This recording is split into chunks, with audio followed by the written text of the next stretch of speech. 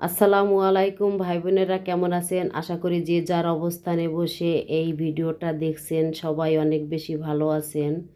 আলহামদুলিল্লাহ, আমরাও বেশ ভালো আছি। আজ আমি বানাবো চিতই পিঠা। তাই পিঠাটাকে আজকে আমি দুধে ভিজাবো। আর এই ধরনের পিঠাগুলো এই শীতে খেতে খুব ভালো লাগে। পিঠা বানানোর জন্য আতপ চালটাকে আমি ভালো করে ধুয়ে 4-5 ঘন্টার মতন ভিজিয়ে রেখেছিলাম। এখন আমি এখানে পরিমাণ মতন চালটা দিয়ে লিকুইড একটা বেটার বানিয়ে নিব। তাই এখানে আমি 1 মুঠ পরিমাণ ভাত দিয়ে দিলাম। এতে করে পিঠাটা নরম তুলতুলে এবং সফট হবে। তাই এখানে আমি পরিমাণ মতন লবণটাও দিয়ে দিলাম। তা এখন আমি ফুটন্ত গরম পানিটা দিয়ে দিব পরিমাণ মতন, কারণ এই বেটারটা আর পরবর্তীতে আর কোনো পানি দেওয়ার দরকার হবে না। সেই পরিমাণ মতন আমি এখানে পানিটা দিয়ে লিকুইড বেটারটা বানিয়ে নিব। তা আমি বানিয়ে নিয়েছি। একটা আঙ্গুল দিয়ে দেখালাম এ কারণে যে বেটারটা কতটা পরিমাণ ঘনত্ব হয়েছে। আঙ্গুলটা দেওয়ার পরে হাতে মোজার মতন লেগে আছে, ঠিক ঘনত্বটা এরকম রাখতে হবে। বাসায় যদি খেজুরের গুড় না থাকে তাহলে আমার মতন এভাবে চিনি দিয়ে ক্যারামেল বানিয়ে চিতই পিঠা ভিজিয়ে খেয়ে দেখবেন, অনেক ভালো লাগে। তা চিনিটাকে আমি এখন ক্যারামেল বানিয়ে নিব। এখানে আমি পরিমাণ মতন চিনি দিয়ে দিয়েছি। তা ক্যারামেলটা হয়ে গেছে। এখন আমি ঠান্ডা পানি দিয়ে দিব। আর ঠান্ডা পানি দেওয়ার সাথে সাথে চামচের সাথে একদম ক্যারামেলটা লেগে গেছে। আমি আস্তে আস্তে করে নেড়ে চেড়ে পানিটাকে ফুটিয়ে নিয়েছি।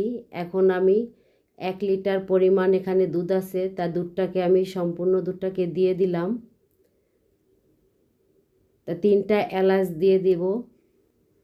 দুধটা যখন বলক এসে যাবে তখন চুলার থেকে নামিয়ে এক সাইড করে রেখে ঢেকে রাখবো। এতে করে দুধটা কুসুম কুসুম গরম থাকবে।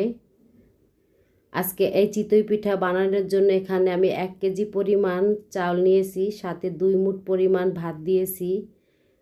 আর এতে করে এই পিঠাটা অনেক সফট এবং তুলতুলে নরম হবে। তাই আমি এখন খোলায় দিয়ে দিলাম।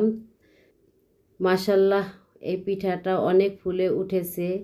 তাই এভাবে আমি সব পিঠাগুলোই বানিয়ে নিয়েছি। তাই পিঠা খাওয়ার জন্য আজকে আমি শুটকি ভর্তা, তারপর ধনিয়াপাতা ভর্তা, সরিষা ভর্তা বানিয়ে নিয়েছি।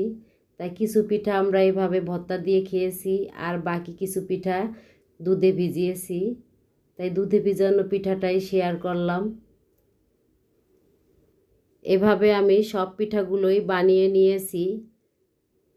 তাই একটা একটা করে আমি দুধে ভিজিয়েছি আর বানিয়েছি। তাই এখন একটা বানালাম, সেটা ভিজানো দেখালাম। এই পিঠাটাকে আমি আধা ঘন্টার মতন ভিজিয়েছি, কারণ আমার ভিডিওটা ছাড়তে হবে। এজন্য পিঠাটা সেরকম এখন পর্যন্ত ভালো করে ফোলে নাই, তারপরও দেখতে ডাবল হয়ে গেছে। এটা কালকে সকালে যখন খাবো তখন তো একদম চামচ দিয়ে উঠানো যাবে না, এতটা ফুলে নরম তুলতুলে হয়ে যাবে।